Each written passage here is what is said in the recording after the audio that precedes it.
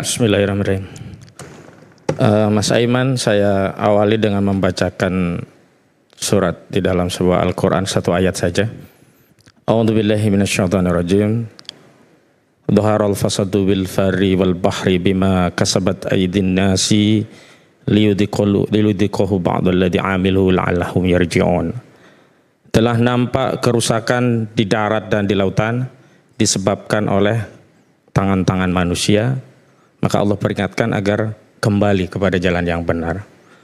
Bung Aiman, hari ini kita hanya berbicara tentang dampak dari bencana alam dan bagaimana melakukan restorasi, recovery terhadap korban, termasuk juga fasilitas fisik yang ada dan bagaimana berpikir bagaimana mereka bisa pulih seperti sedia kala. Meskipun terminologi sedia kala itu rasanya sulit.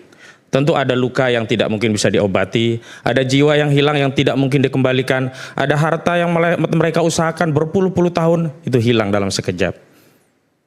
Namun setidaknya ketika negara, setidaknya para pejabat membangun narasi yang dengan narasi itu setidaknya ada kehadiran negara bersama rakyat saat bencana ini berada, itu membuat keteduhan terhadap diri mereka. Terlepas bencana itu belum selesai, tetapi batin mereka merasa ada pemimpin bersama kami dan itu cukup untuk mengkompensasi derita kami, sehingga setidak-tidaknya batin kami telah keluar dari masalah ini. Ada orang yang membersamai kami.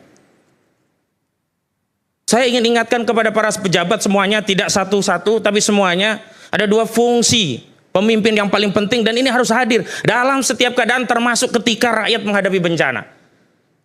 Ya, ini fungsi pejabat yang paling utama itu dia harus menjadi ra'in terhadap ra'iyah. Ra'iyah itu rakyat.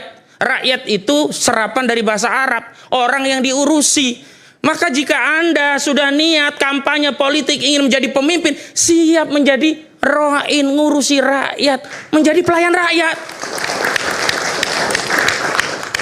Yang kedua, ada terminologi yang menarik yang diajarkan oleh Nabi kita. Selain sebagai seorang pelayan, ro'in bagi ro'iyah, bagi rakyat, seorang pemimpinnya harus punya sikap sebagai apa? Junnah, menjadi tameng, pasang badan. Pemimpin yang benar itu dia tidak akan kenyang sebelum rakyatnya kenyang. Dia tidak akan merasakan kelaparan sebelum dia tahu bahwa rakyatnya sudah kenyang semua. Jadi tidak sekedar bernarasi tentang empati, tapi dalam praktik keseharian, kebijakan itu jauh. Mbak Ciki tadi itu sebenarnya mengkonfirmasi semua yang disampaikan oleh pejabat ternyata tidak jujur. Bukan bicara soal ada kemampuan, tetapi faktanya kemampuan itu tidak terukur, tidak terrealisasi, belum sampai dirasakan rakyat. Rakyat masih menunggu, bahkan menagih, bahkan menuntut.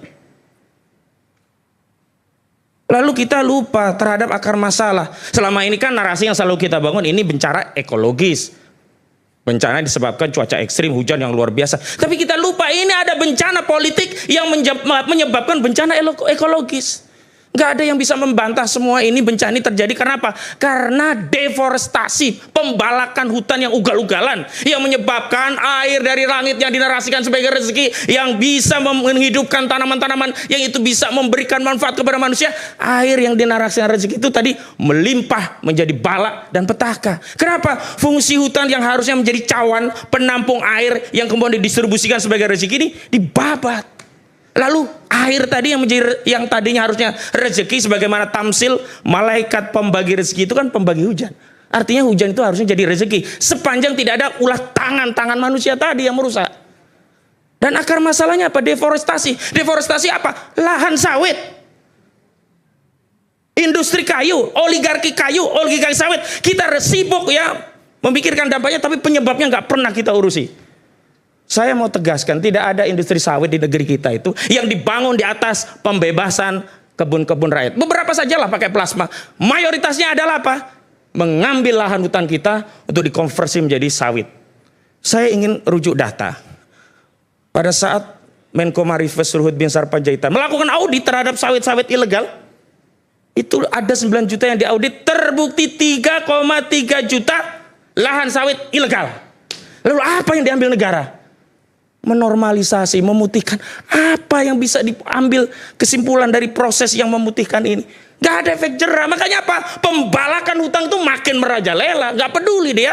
rakyat nanti akan banjir seperti apa? Kenapa hari ini kita hanya mengarahkan kepada rakyat kecil yang misalnya tidak belajar tentang bagaimana memperlakukan lingkungan dengan baik? Sekolah-sekolah dipersalahkan sekarang tidak mengajari anak bagaimana memperlakukan hutan. Tapi oligarki kayu, oligarki sawit ini tidak pernah dihukum oleh negara. Tidak pernah dihukum oleh negara? Ya 3,3 juta, bagaimana? Sudah disimpulkan itu ilegal tapi malah diputihkan. Dan itu baru. Dan itu perusahaan-perusahaan besar. Ya besar. Semua juga udah tahu pemainnya. Nggak perlu saya sepil di sini. Dan saya mau katakan dari ilegal dilegalkan. Itu baru dari modus apa? Izin konsesi misalnya ya 100.000 hektar yang dibuka yang dikerjakan 250.000 hektar. Artinya aja ada perluasan yang membabat hutan di luar luasan wilayah konsesi. Itu ketemu 3,3 juta hektar. Di luar itu ada yang masih benar-benar ilegal yang sampai hari ini belum disentuh. Sampai hari ini? Sampai hari ini belum sentuh. Lalu saya mau bicara. Boleh sebutkan daerah mana itu? Provinsi mana misalnya? Ya, seluruh Indonesia, itu kan seluruh Indonesia. Di Sumatera kita bisa lah oligarki sawit. Cek aja di Google, gampang kok sekarang. Gak susah nyari penjahat di Republik ini. Tetapi apakah negara benar-benar bisa hadir membersamai rakyat? Saya tersentuh dengan apa yang disampaikan oleh Mualim. Kita gak bisa berharap lagi selain kepada Allah. Kalau berharap pada manusia, kecewa. Itu tamparan keras pada pemerintah itu sebenarnya. Apa yang disampaikan beliau-beliau ini nonsen. Karena apa? Statement dari Aceh itu mengkonfirmasi. Gak ada yang bisa diharapkan. Walaupun saya ingin tegaskan ya, mungkin ungkapan yang saya sampaikan ada beberapa yang hiperbola ya. Mohon maaf. Karena ini memang fungsi dari rakyat itu seperti ini. Jangan harapkan rakyat itu fungsinya seperti buzzer. Ada yang benar dipuji-puji. Enggak. Rakyat itu dalam konteks akidah Islam, dakwah amar ma'ruf nahi munkar hanya dua. Kalau kerja kekuasaan benar kita diemin. Dah cukup itu poin. Kalau didiemin misalnya contoh, kalau Ahmad Kozudin nggak bicara tentang kebijakan berarti benar. Udah nggak perlu minta ya puja-puji dari saya misalnya begitu. Yang kedua, kalau keliru memang harus bersuara. Dan saya tadi menyayangkan apa yang disampaikan Teddy Indrawijaya. Kok begitu sikap negara kepada rakyatnya? Alih-alih membangun narasi yang menyatukan, ya, memberikan ucapan selamat walaupun bahasa lainnya nyindir ya, terima kasih terhadap influencer yang telah memberitahukan kekurangan kami. Setidaknya kami akan tindak lanjuti. Tetapi alangkah baiknya sebelum disampaikan kepada publik, sampaikan dulu pada kami. Ini bahasa-bahasa pilihan yang bisa diambil, yang itu justru mengkonfirmasi negara hadir untuk menyerap apa yang menjadi aspirasi rakyatnya. Bukan langsung, waduh, seolah-olah kita dihadap-hadapkan. Enggak bisa sendiri. Rakyat nggak bisa menghadapi bencana ini sendiri, clear. Negara, pemerintah juga tidak bisa menghadapi masalah ini sendiri, clear. Tapi yang saya mau tegaskan lagi adalah apa? Boleh. Kehadiran negara. Saya mau tegaskan ya sebelumnya. Sekarang ini banyak yang merasakan ini loh. Yang baru di-follow-up hanya Ciki. Masalahnya itu banyak Ciki-Ciki yang lain yang nggak sempat diundang oleh Aiman. Bagaimana nasib Ciki-Ciki yang lain? Saya ingin tegaskan. Saya mengadvokasi banyak kasus yang terkait publik. Itu seolah-olah hari ini rakyat itu merasa yatim piatu. Ada negara mereka merasa nggak ada yang ngayomi. Seolah-olah negara itu isnim hanya nama saja, tetapi kehadiran mereka itu saat apa? Saat mereka mengambil pajak lah, disitulah negara hadir. Ketika rakyat membutuhkan apa yang menjadi kewajiban dan tanggung jawab negara, negara pencitraan. Saya mau tegaskan begini ya, tugas dan wewenang itu bisa didelegasikan, tetapi tanggung jawab melekat. Tidak bisa tanggung jawab itu didelegasikan ke anak buah.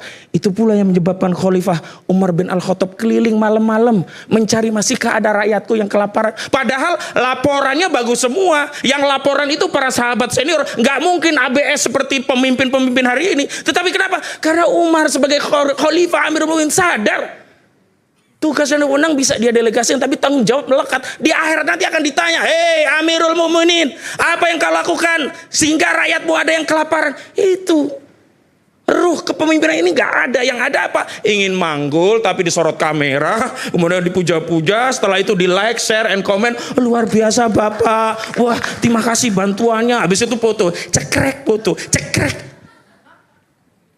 Jadi saya kira kalau dulu saya waktu di gempa Jogja itu ada fenomena wisata bencana yang itu dinyinyirin oleh korban. Kenapa? Orang-orang ini datang bukannya mau membantu jadi relawan seperti kami ya.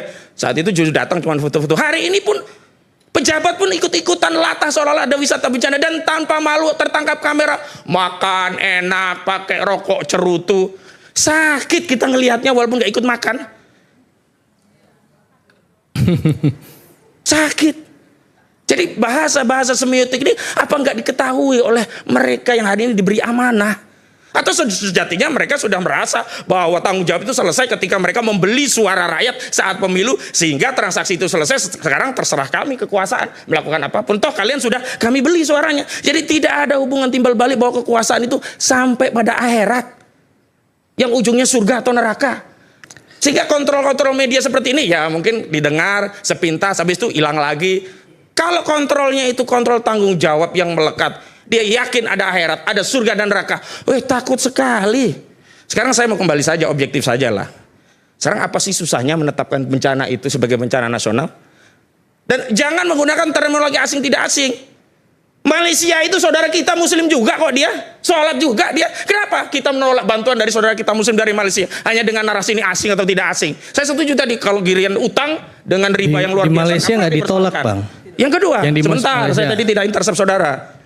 Enggak, boleh sedikit soal itu. Tapi sebentar aja. 1 menit. Anda mau jawab apa tadi soal bantuan asing? Yang pertama adalah bantuan asing ini harus dibedakan. Ada people to people, ada state to state.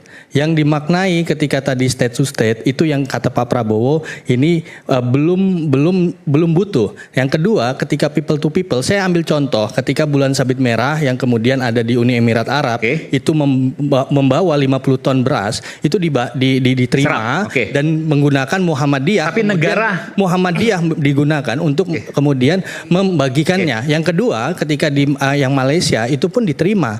Pak Mualim menerima langsung. Nah, artinya saya mau bilang bahwa ketika kita bicara soal kemanusiaan, ini benar-benar kemanusiaan. Sekarang begini, deskripsi butuh atau tidak butuh itu siapa yang paling sahih? Rakyat yang menjadi korban atau negara? Tadi loh Mbak Shirley sudah datang dengan seluruh data yang seperti itu. Sekarang bisa nggak ditangani? Mohon maaf, bukan masalah komitmennya, tetapi faktanya sampai hari ini tidak bisa. Dan apa susahnya kalau kemudian mengambil upaya maksimal? Oke lah, tadi misalnya ya, jadi bencana nasional nanti ada travel warning, kita nggak dapat hepeng dari wisata. Berapa sih hepeng yang diperoleh dengan wisata ini ketimbang nyawa rakyat yang harus disegerakan diselamatkan? Karena terkait dengan nyawa, kemudian Pak Presiden menggelontorkan dana keuangannya. Nanti saudara komentari lah. Sedikit saja. Saya tadi menyimak sekali. Dalam posisi ini kita bersama-sama. Nanti biar komprehensif. Setelah saya menyampaikan komprehensif, silakan. Tanggapi secara komprehensif. Silakan dipersingkat, Bung Husin. Nah, tadi, jadi kita ini hari ini justru ada 2 masalah sekaligus. Bencana ekologi itu masalah kita sendiri. Bencana kepemimpinan yang tidak gesit, tidak amanah, tidak maksimal, yang kemudian tadi di depan kita itu kan tanpa malu sebut Golkar, sebut Gerindra. Kalau sudah jadi pemimpin ya satu kesatuan, nggak ada partai ini partai itu. Rakyat juga mempercayakan semua kepada kepemimpinan, nggak peduli itu Golkar, itu Gerindra, pokoknya pemimpin kami. Jadi memang ada masalah. Dan tadi kalau dikatakan pembantu tidak bisa memilih, ya sudah, siapa yang memilih pembantu dipecat, dia kan punya wewenang. Jangan kemudian hari ini sibuk mencari apologi atas berbagai ketidakmampuan atau setidaknya kekurangan, kemudian masyarakat diminta untuk permisif terhadap argumentasi itu. Pada saat yang sama yang di lapangan sudah menjerit. Benar kata juru bicara bencana itu. Ini bukan masalah apa-apa, ini udah nyawa. Nunggu Desember, nunggu Januari, udah berapa nyawa yang hilang. Saya sebenarnya tidak tega untuk mengungkapkan apa yang saya sampaikan ini, tapi kenyataannya memang harus ada civil society yang mengambil sikap tegas. Setidaknya itu memicu apa yang sudah baik, benar tadi kalau dikatakan baik akan menjadi lebih baik. Apa yang tadi dikomitmenkan pemerintah tidak butuh, kalau memang tidak butuh bantuan ya sudah. Tetapi ada 2 hal. Kan ada 2 hal ya, status bencana dan membuka. Membuka itu bukan kita minta-minta, hanya membuka orang ngasih kita terima. Kecuali dibuka terus kita minta-minta. Atau setidaknya negara memberikan sebuah regulasi. Dan regulasi itu kan terakhir baru dibuatkan tentang misalnya pesawat yang nggak bisa masuk, bantuan nggak masuk. Setelah ada tekanan rakyat kan. Jadi ketika ada kritik rakyat, itulah cara rakyat menyayangi pemerintah dengan memberikan koordinasi. Dan ini nggak mungkin muncul dari DPR. DPR mah udah angka ikut sekarang. Ketok palu, setuju sampai ada lagunya. Wakil rakyat hanya paduan suara, gitu aja. Jadi saya kira Ketika ada momentum dari rakyat muncul kritik-kritik yang sifatnya konstruktif, tentu dengan cara yang macam-macam. Mungkin seperti saya ini, emang cara saya seperti ini, tapi ambil substansinya saya. Dan inilah cara saya menyayangi pemerintah agar tidak terjerumus makin jauh dan membuat rakyat menjadi korban makin banyak. Begitu.